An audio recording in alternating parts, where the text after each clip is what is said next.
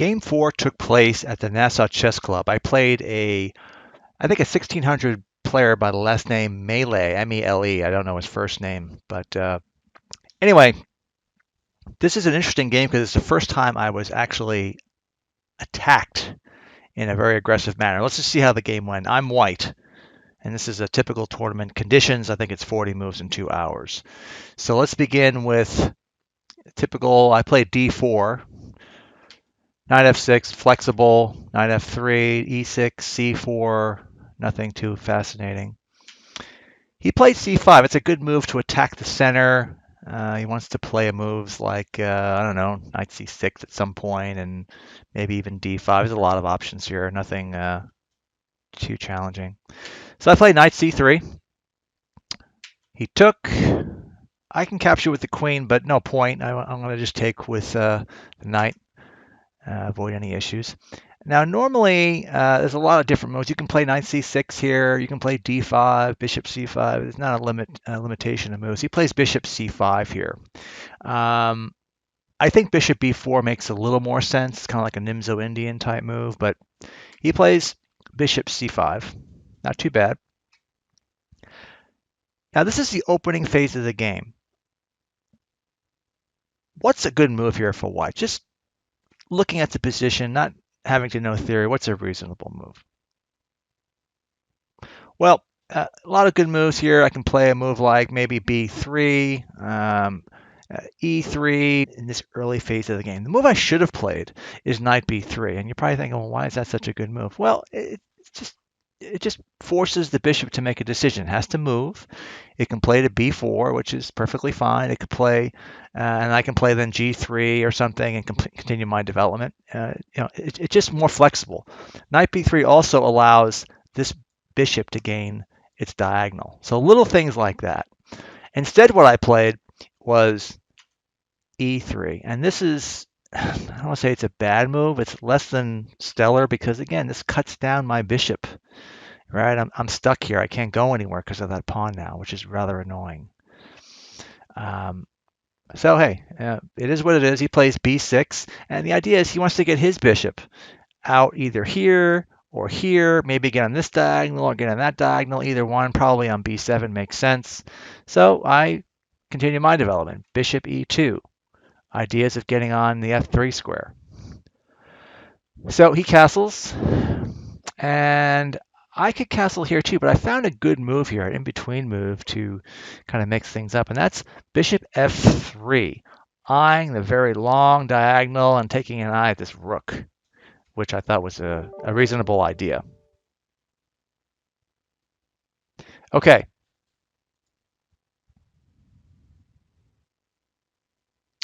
So he plays d5. Not too bad. I think a better move here is just maybe even knight c6. But it is what it is. He plays d5, and I castled here, which is sort of passive. And you're thinking, why is castling passive? Doesn't that make sense to complete your development? Yeah, it does. But again, we're trying to be very particular here. We're very picky. We want to be very careful about how we move our pieces. So the right move here, technically speaking, is to take. Okay, takes. He can take a lot of ways. E takes d5, and the reason why this is good is this pawn now is a hindrance. It's a target. It blocks the diagonal for this bishop when he wants to come out. It's just a weakness that is very hard for him to manage. And also, this knight I have is kind of a bit of a monster knight. He could take it, sure, but I have great control of the board here, and this is just a pretty good position for white. White's just a little better. But instead, I just castle, which now allows him to play bishop b7. So now that little advantage I had is less than it was. The game is probably just equal here. And I still have issues with this bishop. What am I going to do with this guy? How am I going to get him out? Well, I take, which I don't think is a good move. I should keep the tension here. Maybe play a move like rook b1, idea b4. Yeah, a lot of times amateurs, and this is an example of me here, that they play just forcing moves just to make them without really thinking of the consequences. CD5, I think, helps them a little bit. Rook b1 is a little smarter. It's a smarter move. So anyway, I take. takes back, and it's kind of that same position we saw before, where I have that weak pawn, and I'm a little better here, so it's reasonable. So now I play a pretty good move, which is um, uh, take that back. A good move here would be b3, right? Preparing bishop b2, but instead I play a rather passive move, which is knight ce2. I think I'm worried about this d4 knight being taken, and if he does take it, I want to take back with the knight. So it's not a lot of sense for it. And if anything, it kind of slows things down. So he plays a pretty good move here. He plays knight e4, a little early though. Again, look at these pieces. Develop your pieces. Just don't, there's no reason to play knight e4 here. Just play knight bd7, and let's just continue the game, right? Maybe I'll play like knight f4, and knight e5 now as a move. All these different options black has. But now, he's playing knight e4. It's a little more limiting. So now I play bishop d2. Again, I think b3 is still a good move here, getting on that diagonal, but I play bishop d2. Not too fantastic. All right, now he continues his development the way he should. He plays knight d7. He might consider putting the knight on f6, reinforcing this guy here. Who knows what he's thinking. And now I play b4. Not bad. It's not a bad move. I think bishop c3 is a little stronger, but it's certainly reasonable. Or even rook to the file. Rook c1 maybe is not terrible. But I play b4, which is sort of an attacking effort, and telling him, what are you going to do with your bishop? Well, he retreats it back to e7. D6 is probably a better square, and the reason why is you just want to keep flexible options for the queen diagonal, right? By going back to e7, your queen is now kind of trapped behind. It can go here, but the rook is coming over, so your queen is somewhat misplaced. So bishop d6 to me was a better move, giving him more scope. Game is still equal though. All right, now I play a fairly good move. I play knight f4, which is not horrible, but I think what would have been better is just taking on e4. Takes, and look at this terrible pawn now. It's a liability. This bishop really has no scope, and I have a very comfortable game here. It's probably equal, but I have a nice target. I can go on this dark square diagonal if I want to. Just a lot of good options for me. But I don't. I play knight f4, trying to pressure the pawn. Not the end of the world. It's fine, I guess. All right, now he plays a little bit of a mysterious move. He plays g6. Didn't quite understand the logic in g6. I thought he was going to play like, either knight e5, hitting the bishop, which is a fair move, or even something simpler like just rook c8, right? Just get a rook to the file and continue operations. Maybe he was afraid of my knight coming on to b5 or something. I'm not sure what, but either one of those moves looks pretty good. G6 is sort of weakening. Remember we talk about square weaknesses, and just because king is a little airy, nothing serious yet, but it has its issues. So then after a long think, I decide, look, I don't like this knight here. This knight needs to be taken, and I take it. He takes, and now he's got this bishop, which is on a kind of a weird diagonal. And I have these strange knights that are kind of active, but a little oddly placed, but doing their job. So now I just say, okay, let me just complete my development. I play rook c1. I think a good move here would have been also bishop c3, getting on that nice, long diagonal. That would be really nice to be on, but maybe I'll do it later. So I say rook c1, and now he plays knight e5. I remember being a little nervous here. He's got the two bishops. Not that it's the end of the world. I was worried about moves like this, hitting the rook. Maybe he has a reinforcement now to come here after he kicks my knight. Things to worry about. So after a long think here, I probably should have played bishop c3, but I played queen b3, which is a little odd of a move. Queen b3, I think, was trying to reinforce maybe a pawn pushes and other movements, but at some point, I got to be careful where if he kicks this guy, he's going to play moves like this and start, powering up on me and creating pressure. So queen b3 is, I think, dubious, not horrible, but I'm not sure what it really does. It also stops f5, I guess, if that was a move I was worried about, but I don't know why I would be worried about that. All right, now black plays the mysterious bishop h4. Not sure what that means. I think he is preparing maybe a tactical move, and I didn't know what it was, so I just said, okay, I don't know what it's doing over there. I thought he was probably tempting me to play a move like this and weaken the light squares, right? That's what I thought he was, and then he would just move his bishop back or something, and then or whatever, or play bishop g5, hitting the knight, and he has a little bit of a better position. But anyway, so I just innocently played rook fd1, getting the rook behind the queen. Indirectly, it's a couple pieces behind it, but now there's pressure, and that's two rooks on an open file can't really be that bad, right? I mean, how terrible can this be? Game is equal, but I like my game. It's not too bad. And then, out of the blue, he hits me with this, bang, knight f3 check, and I remember reeling in shock, being devastated, thinking, oh, I missed this.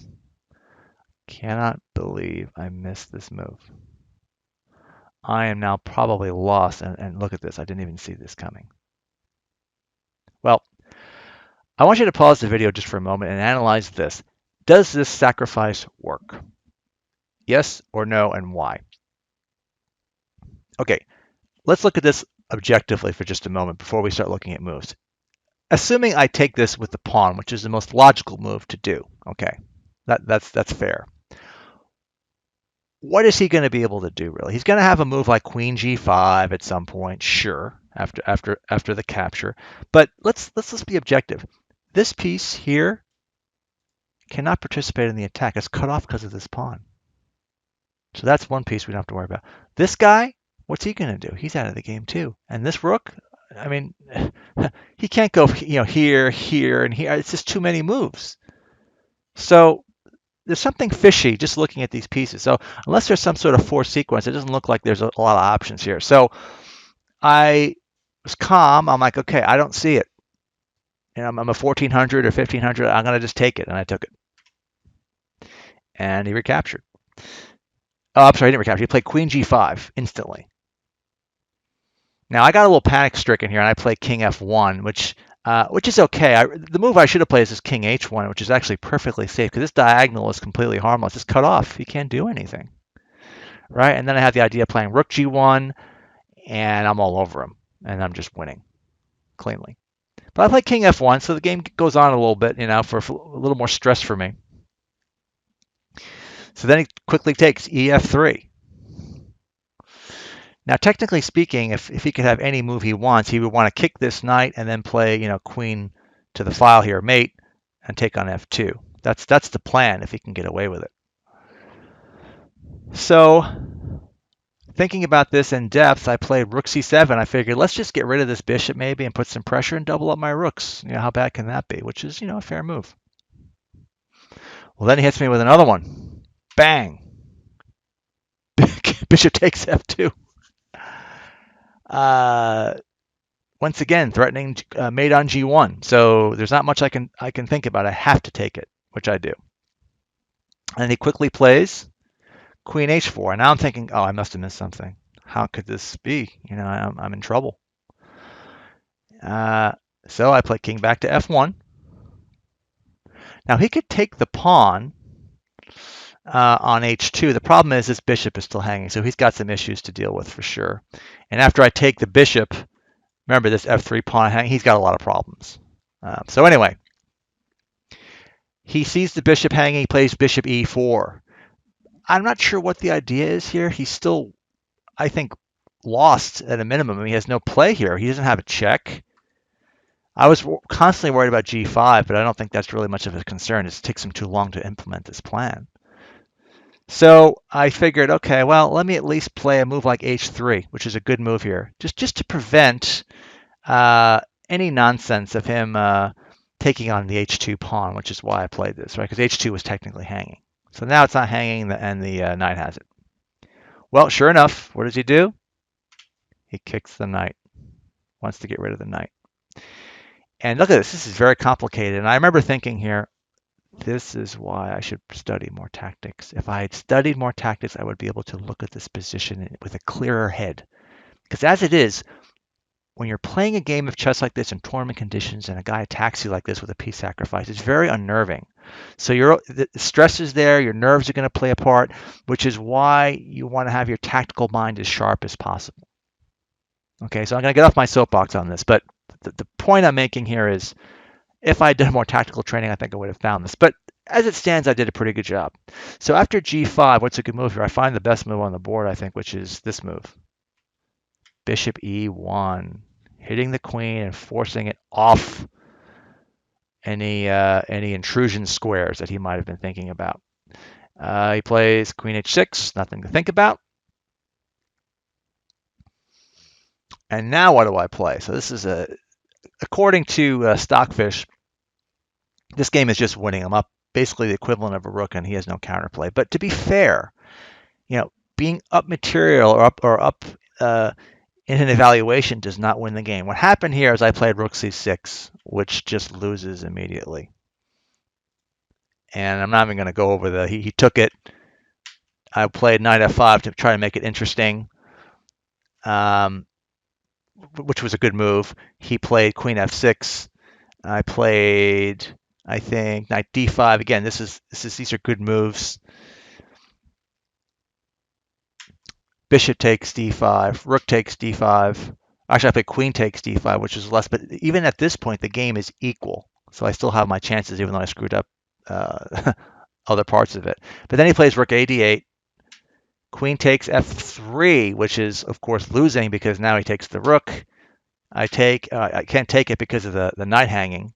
And unfortunately, the game kind of fell apart from there. So this is a result of time pressure. I can show you the rest of the game. I just went here. I didn't take. And he's just up a piece. I mean, there's nothing I can do here. King f3, which was awful. And then I hung the knight. King g2, and then it's game over. Okay, so let's just go back a little bit. Before I played this rook c6 crazy move, let's go back a moment. So the move to win, what is white to play and win here? And the move, and it's hard to find, but looking at it now, it wasn't quite as complicated as I thought. Was knight d e6. What does that do? All right, well, there's a couple things. The first is it hits the rook. It hits the g5 pawn, and if black captures the f4 knight, I can capture back with this knight and secure the house and not have to worry about anything. Let's just take a look. So if I take it, I just go here, and this now is a house. This knight can never be moved. You can play bishop f5. Yeah. I just play h4, protected by, and it's just I'm solidly winning this game. All right, let's take a look at some other variations because this is a very interesting move I played. Okay, so what else can he play? If he captures it, the obvious one, well, that's fine. I just want to liquidate anyway. Trading off. He has to take because his queen is hanging. Takes. Rook over. Sure. I can go like rook g7. I mean, king h8. I can take the pawn. I mean, I have all kinds of ways to create havoc here. But this is probably the most obvious way. Bishop g6. Okay, he can play back here, but I'm just winning this now pretty cleanly. I'm going to play a move now like bishop g3 and then check him, and he's in deep trouble. And look at this. 2 rooks and 1 minor, and I have 2 rooks, 2 minors. Game over. Any other moves? Let's say he just plays a more passive like rook e8, putting more pressure on the knight, which looks, same thing. Unfortunately, he's got knight takes g5, which is an enormous move. I'm threatening mate. Queen takes d7, and then trouble. So if he takes here, for example, he's just getting mated. Rook takes f7, king h8, bishop c3 check. The house is coming down horribly. Rook e5 only move. I have all kinds of ways to win this pretty cleanly. Right? I even like a move like knight g6, which is very hard to find. Queen takes g6, bishop e5 mate. If he does here, well, then it's just mate on h7. All right, so it's very tactical, but clearly white is just crushing his opponent here. So knight to e6 was not found. Would have been a great move. And I think the takeaway here is don't freak out if your opponent sacks a piece. It may not be good. Now, if this was Magnus Carlsen playing me and he played this move, I would be legitimately concerned and worried that he probably figured something out. But this guy was only my playing strength, maybe a little stronger. It turns out he didn't calculate this right. This attack did not work. It was a problem. It had its flaws. But even so, you have to very carefully dismantle the attack in a very strategic manner, in a very thoughtful manner. And I kind of panicked. And composure is a big part of this game. You have to remain composed and focused. So thank you for looking at this game. I hope you enjoyed it, and I'll see you in the next video.